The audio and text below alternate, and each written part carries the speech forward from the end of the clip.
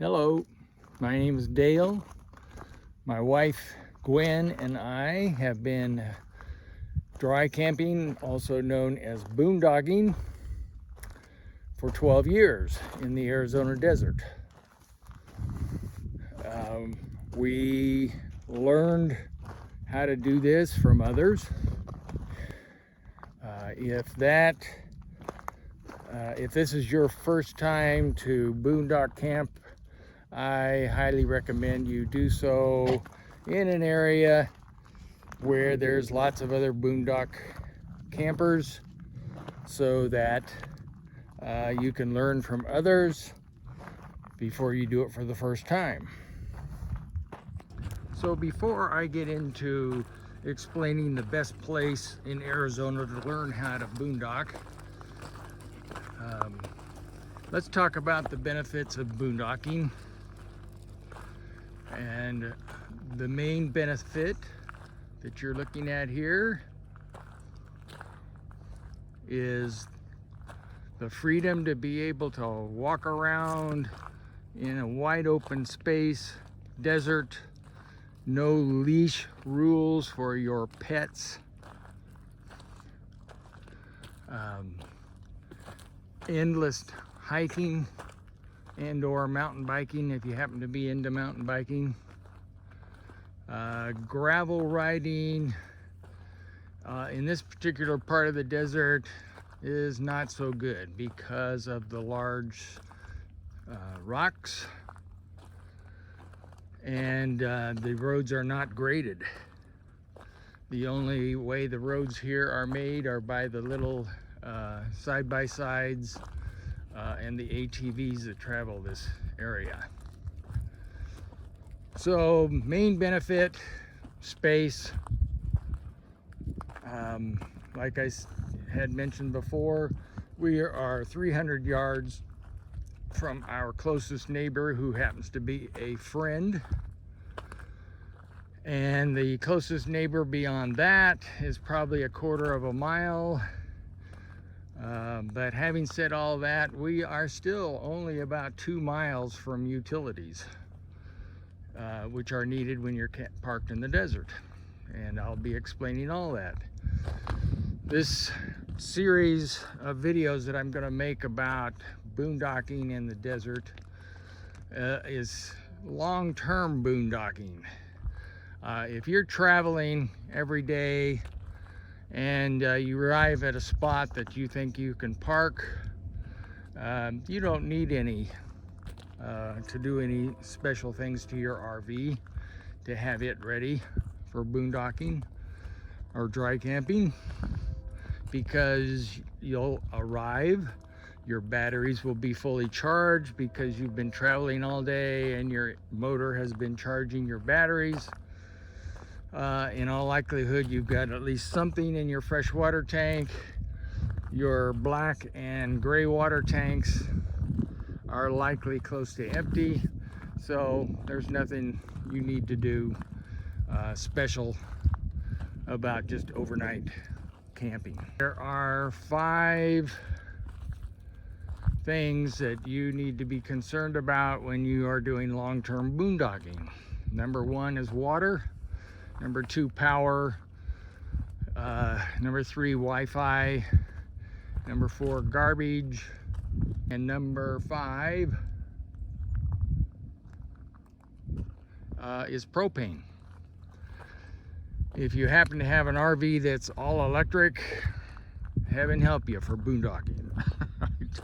You'll have to watch a different video, because I don't know how you can comfortably boondock with an all-electric RV. You'll see why when I get into the video where I talk about power. I suppose the first thing you need to be concerned about is where to park. We happen to be parked on what we have been told was BLM land. I've not seen signs to that effect, but we simply have been told that. You are legal to park for a 2-week period on BLM land, on National Forest land, and on National Grassland, as long as it's not signed differently. Now, if this does happen to be BLM land,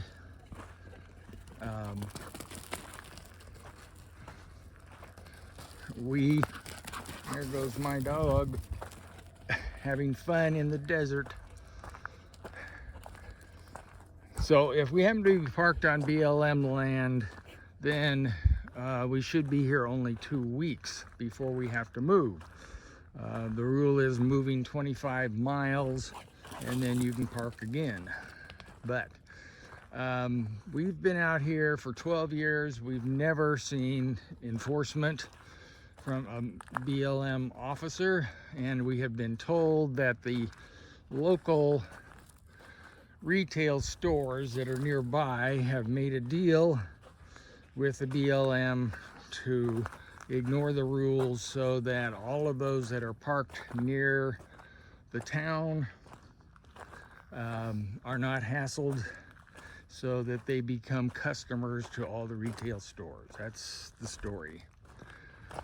As we're talking about benefits of boondocking, you would think that, well, at least the second benefit would be that we're parked here for free. We're not paying to park on this land. This is my wife, Gwen, and my fellow camper and boondocker in the Arizona desert. Gwen, what is it about camping here in the desert that you like? Well, we've been doing this for about 17 years, and I think we both caught on real quick that we enjoyed it. We learned a lot from our Escapee Chapter 37 about how to boondock, and if you look at our rig, if Dale hasn't shown you, you can see what we've accomplished in that time.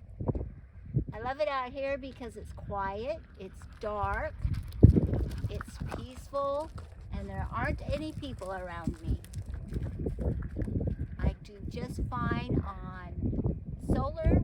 Our life really doesn't change, except this year T-Mobile didn't work, so we didn't have any TV or internet. But you know, you take up hobbies. I love the walks in the desert. I love to be able to go out there and make that my playground in my backyard. And Abby, it's her Disney World. End of story. All right, so we heard about all of the good parts about being here in the desert. Are there any disadvantages to parking out here basically 2 miles from asphalt? I have no disadvantages. Dale might, because he has to haul water, but being without electricity and short showers doesn't bother me at all. But you have to remember, I grew up in the woods. I grew up in a trailer, and I love this lifestyle. Well, thank you for your input. It's very informative.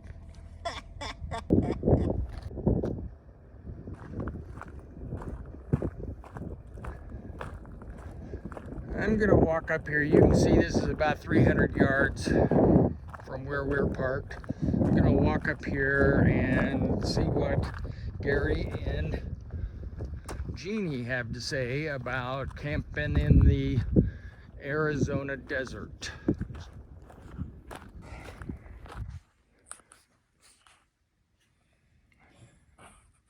This is my friend Jeannie, and she and Gary are parked only about 300 yards from us. Jeannie, what is it about parking out here alone in the desert that you like? I love the view almost every day. I got some fantastic shots yesterday of the sunrise, it's absolutely exquisite. And I think Arizona has everybody else beat. Even Florence, Oregon, where I'm from, can't beat our sunrises and sunsets.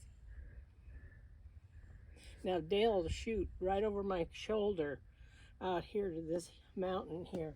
This is one of my favorite places. I sit in the motorhome and I can read a book, and I'm looking at that beautiful mountain.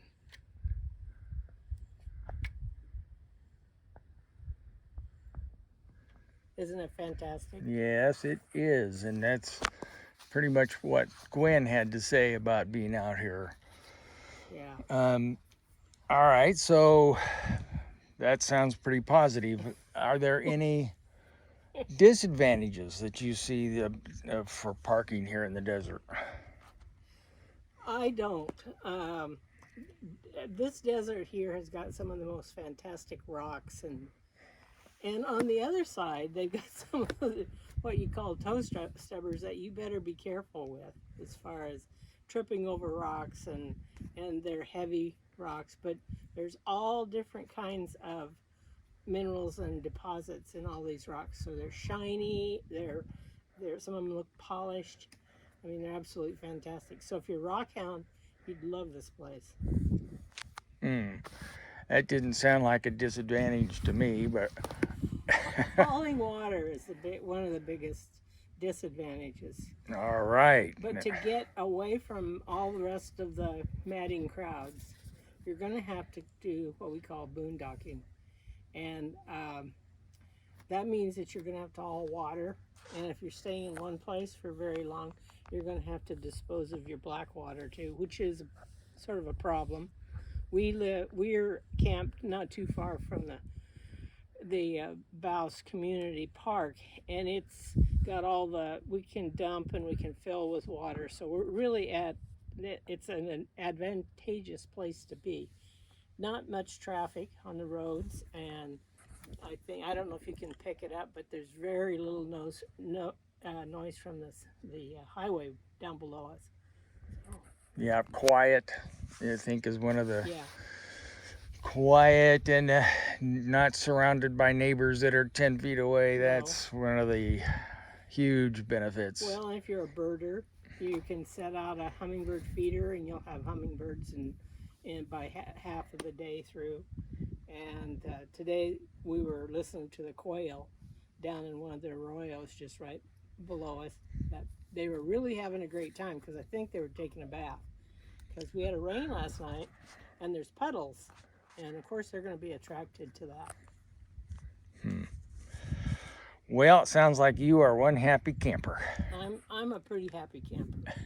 This is my friend Gary, and Gary is going to tell us what it is that he likes about being parked out here in the desert.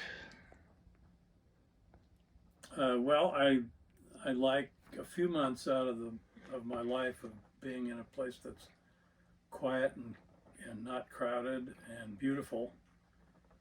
It's quite attractive. It's a bit of a challenge to live out here, and to me it's rewarding to have learned the skills to do it. I find that attractive, and we've managed to get a habit that works out pretty well for us. It's fairly simple and routine and not difficult. It didn't cost us a lot of money to equip ourselves to do it, and something that everybody ought to be able to do at some point.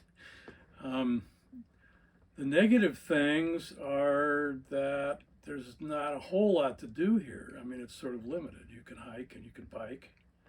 This year we're biking, which we didn't do before, and it's we lost our dog last year, so we don't have that advantage, which we really appreciated having. Was our puppy with us, because he loved it out here. And that's probably pretty much it. There are other places in the state to do it, but I'm not sure they're much better. There's advantages here being close to resources like water and sewer dumps and that kind of thing, which is convenient. And propane. Yeah, and propane. Pretty much everything you need for survival is here. We have pretty good internet. This year it's better than last year, so at least Verizon's been good. We can watch TV, we can work, I do a little professional work, which I can do here easily and conveniently and comfortably. So, and we watch TV and get entertained at night. All right, sounds good. Okay. Thank you for your input. You bet. All right, so I need to say something about the negatives that I see for parking here in the desert. The number one for me is the dust. It puts parking here in the desert, we're 2 miles off asphalt, and so parking here in the desert puts 2 miles worth of dust on your vehicle. We happen to do a lot of bicycling, so lots of dust on the bicycles, and there's dust on everything. Now we have not had, there are dust storms, but we have not had dust storms in the 2 months that we've been here. The wind has to get up to about 30 miles an hour or so, and then you're stuck inside avoiding the dust storms. Number two is the wind, the negative, because the desert can be windy. But again, this year, the 2 months that we've been here so far, we have had uncomfortable wind maybe 5 days that we've been parked here. So wind can be a negative and uncomfortable.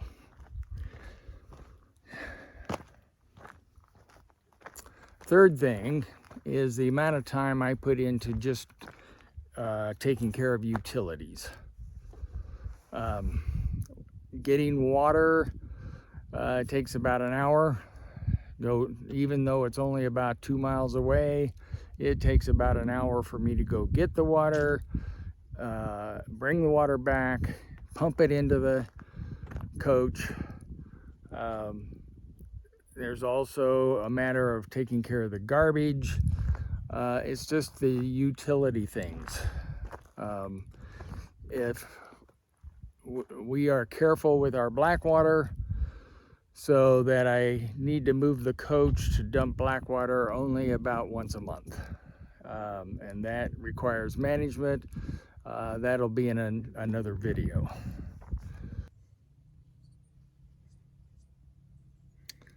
You can see that I am ready to pump more water into the coach, but before I start that, I'm going to quickly tell you the best way to learn to boondock. There is a learning curve. Here in the West, in Arizona and in California, the BLM, Bureau of Land Management, manages 2 LTVAs. That stands for Long-Term Visitor Area. And these areas open basically in October and go to April. And they manage the area. It's just open desert, just like this. And you are encouraged to park anywhere on this open desert for anywhere from 1 night to the entire season. These areas are not free.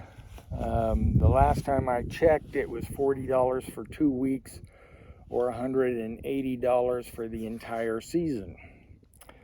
For that, the areas that we have parked in provide water in one location. You still have to truck it to your RV.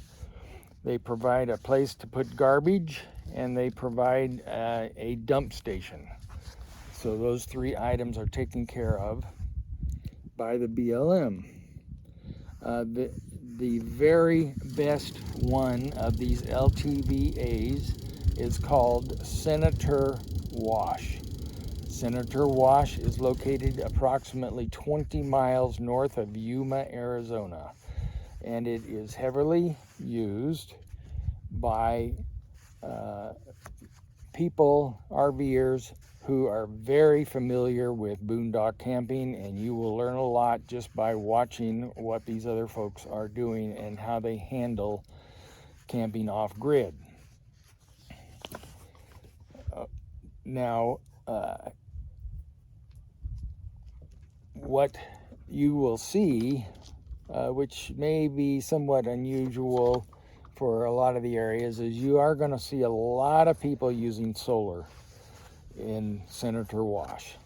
There are 2 other LTVAs that are located just 1 to 2 miles south of Quartzsite, Arizona.